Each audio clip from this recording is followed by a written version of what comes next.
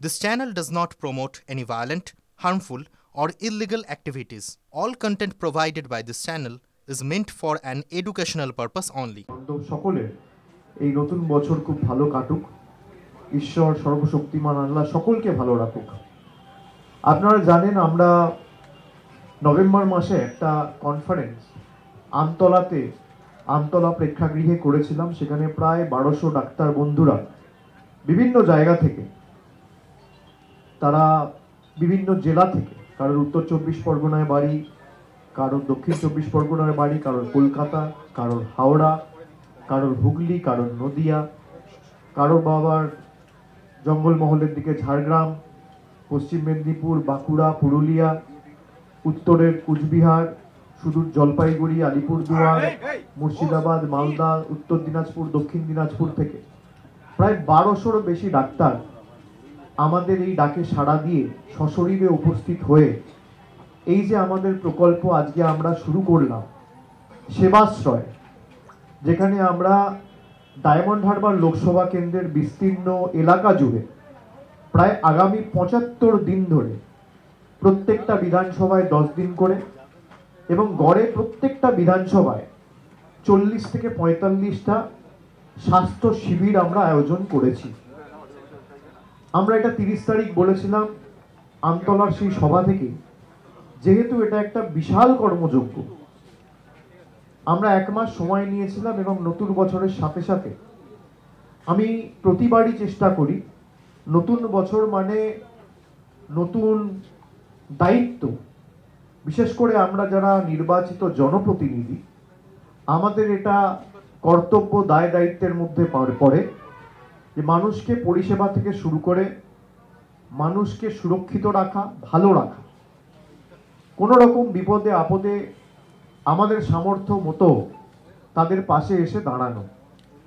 আমি গত বছর 2024 সালেও নতুন বছর শুরু হওয়ার সময় আমতলা থেকে, পৈলান থেকে ঘোষণা করেছিলাম যে আমরা বার্ধক্য ভাতা দেব এবং সেই ঘোষণা অনুযায়ী 7ই জানুয়ারি 2024 সালে আমরা ডায়মন্ড হারবার লোকসভার বিস্তীর্ণ এলাকা জুড়ে প্রায় 75,000 বয়োজ্যেষ্ঠ লোকেদের, প্রবীণদের বার্ধক্য ভাতা তাদের ব্যাংক অ্যাকাউন্টে সরাসরি আমাদের স্বেচ্ছাসেবকরা, কারোর 3 জন 4 জন 5 জনের দায়িত্ব নিয়ে সরাসরি সেই টাকা পৌঁছে দিয়েছে। এখনো তারা বার্ধক্য ভাতা পাচ্ছে এবং সারা ভারতবর্ষের মধ্যে এটা মডেল।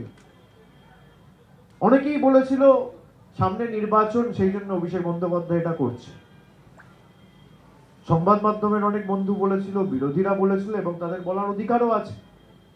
আমরা এই যে সেবাশ্রয়, আজকে 2025 সালের 2 জানুয়ারি, এই বছরে কোনো নির্বাচন নেই। আমরা শুধুমাত্র নির্বাচনের সময় উড়ে এসে জুড়ে বসার মতো রাজনীতি করি না। এই গোটা বছর কোনো নির্বাচন নেই, জানুয়ারি মাসে নেই, ফেব্রুয়ারি মাসে নেই, মার্চ মাসে নেই, এপ্রিলে নেই, মেতে নেই, জুনে নেই, জুলাইয়ে নেই, অগস্টে নেই, সেপ্টেম্বর, অক্টোবর, নভেম্বর, ডিসেম্বর কোনো নির্বাচন নেই। আগামী 1 বছর কোনো নির্বাচন। আমরা প্রতি বছর এই কাজটা করি। কোভিডের সময় 2020 সালে কোনো নির্বাচন ছিল না, তখন আমরা প্রায় 3 লক্ষ পরিবার এবং 14 লক্ষ মানুষের মুখে অপরিকল্পিত লকডাউনের কারণে, যেখানে মানুষ নাস্তানাবুদ হয়েছিল, তাদের বাড়িতে সরাসরি আমাদের স্বেচ্ছাসেবকেরা গিয়ে খাবার পৌঁছে দিয়েছিল এবং সুনিশ্চিত করেছিল এই অপরিকল্পিত লকডাউনের কারণে কোনো মানুষ যেন অভুক্ত না থাকে। পরবর্তীকালে কোভিডের দ্বিতীয় ঢেউয়ের সময় আমরা একদিনে 30,000 টেস্টের টার্গেট নিয়ে প্রায় 50,000 টেস্ট করেছিলাম। টার্গেট নিয়েছিলাম 30,000, সেই টার্গেট ছাপিয়ে গিয়ে সেলফ টেস্টিং কিট আয়োজন করে, যেখানে সঙ্গে সঙ্গে কোভিডের রিপোর্ট প্রায় 10 মিনিটে নিজেই টেস্ট করে বোঝা যাচ্ছিল যে সে পজিটিভ না নেগেটিভ। তারপর তার সেরকম চিকিৎসার ব্যবস্থা, আইসোলেশনে রাখা, সামাজিক দূরত্ব বজায় রাখা, খাওয়ার ব্যবস্থা, থাকার ব্যবস্থা, আমাদের সামর্থ্য অনুযায়ী আমরা যতটা পেরেছি করেছি। এবং 10 দিনে আমরা পজিটিভিটি রেট 12% থেকে 2%-এ নামিয়ে এনেছিলাম। আমরা ডক্টরস অন হুইলস করেছি। এই ডায়মন্ড হারবার পুরসভায় আমরা 100% ভ্যাকসিনেশন ড্রাইভ করে 100% ভ্যাকসিনেশন কমপ্লিট করেছি। আমরা চেষ্টা করেছি মানুষের পাশে থাকার, কাজ করার। বিগত লোকসভা নির্বাচনে আপনারা দেখেছেন ডায়মন্ড হারবারের ফল। প্রায় 7,10,000-এর বেশি ব্যবধানে এই এলাকার মানুষ ভোট দিয়ে তাদের আশীর্বাদ, দোয়া, ভালোবাসায় আবদ্ধ করে আমাকে তৃতীয়বারের জন্য সাংসদ হিসেবে দিল্লিতে নির্বাচিত করে পাঠিয়েছে।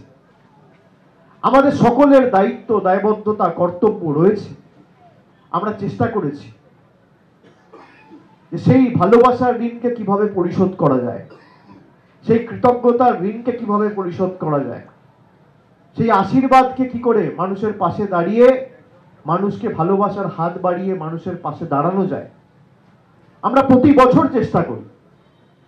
এইবার এই যে প্রকল্প আমরা করছি সেবাশ্রয়, ভারতবর্ষে এর আগে কোনো দিন আজ পর্যন্ত কোনো লোকসভা বিধানসভায় আজ পর্যন্ত কেউ করেনি।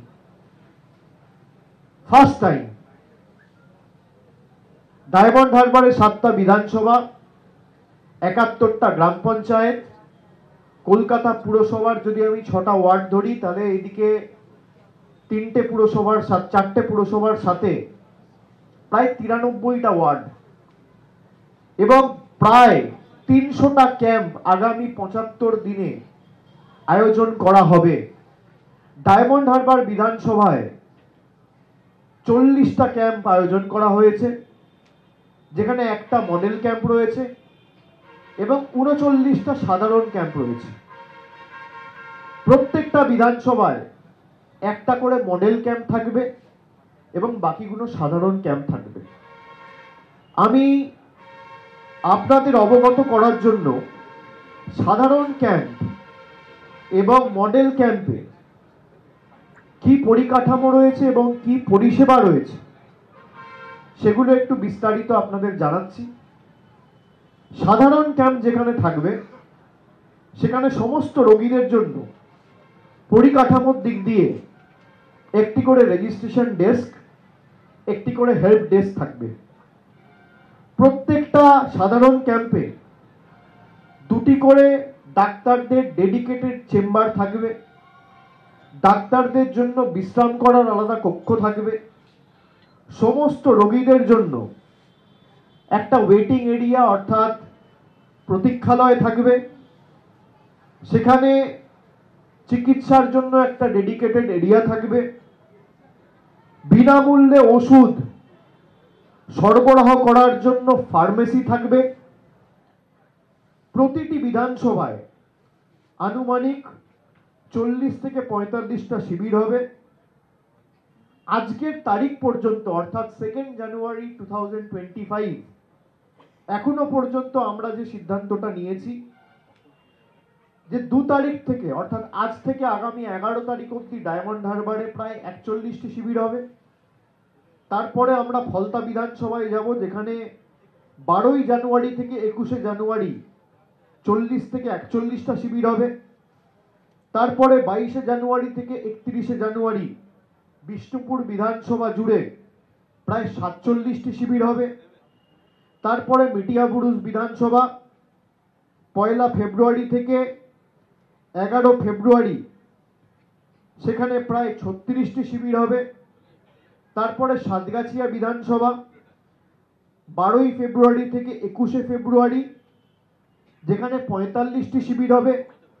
তারপর বজবজ বিধানসভা 22 ফেব্রুয়ারি থেকে 3 মার্চ যেখানে 42টা শিবির হবে এবং সর্বশেষে মহেশতলা বিধানসভা 4 তারিখ থেকে 4 মার্চ থেকে শুরু করে 13 মার্চ যেখানে সব মিলিয়ে প্রায় 45টা শিবির হবে।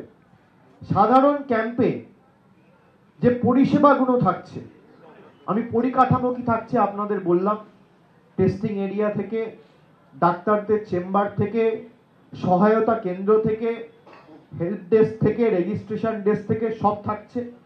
এছাড়া যে পরিষেবাগুলো সাধারণ ক্যাম্পে মানুষ পাবে সেগুলো হচ্ছে সমস্ত শিবির জুড়ে বিনামূল্যে স্বাস্থ্য পরিষেবা, সমস্ত শিবিরে বিনামূল্যে ওষুধ বিতরণ, একটি ইউনিক টোকেন আইডি প্রত্যেকটা রোগীকে রেজিস্ট্রেশনের পর দেওয়া হবে, একটি সচেতনতা পুস্তিকা, এরকম একটা পুস্তিকা, সচেতনতা পুস্তিকা এবং এই উপদেশ বলি, এটা দেওয়া হবে প্রত্যেকটা পেশেন্টকে রেজিস্ট্রেশন করার পরে। এখানে বিস্তারিতভাবে রক্তচাপ থেকে শুরু করে ডায়াবেটিস, ক্যান্সার, ডেঙ্গু, ম্যালেরিয়া, তার সাথে অ্যান্টিবায়োটিক রেজিস্ট্যান্স, কিডনির কোনো রকম অসুখ বা রোগ, তার সাথে স্ট্রোক হলে কখন কি করা উচিত, কি মানবেন আর কি করবেন না, সেগুলো বিস্তারিত দেওয়া রয়েছে এবং তার সাথে প্রেসক্রিপশনের আলাদা জায়গা থাকবে। সংবাদ মাধ্যমের বন্ধুদের আমরা এই পুস্তিকাগুলো দেবো আপনাদের বোঝার জন্য, এবং এই পুস্তিকার পরে প্রায় প্রত্যেকটা সাধারণ ক্যাম্পে যে টেস্টগুলো হবে, বিএমআই টেস্ট হবে, রক্তচাপ, sugar, haemoglobin test, malaria test, dengue, ECG, triple serology, এটা সব জায়গায় হয় না, যেখানে এইচআইভি, হেপাটাইটিস বি এবং হেপাটাইটিস সি সেরোলজি টেস্ট হবে প্রত্যেকটা সাধারণ ক্যাম্পে, এবং তার সাথে নেবুলাইজার, অক্সিজেন কনসেন্ট্রেটর,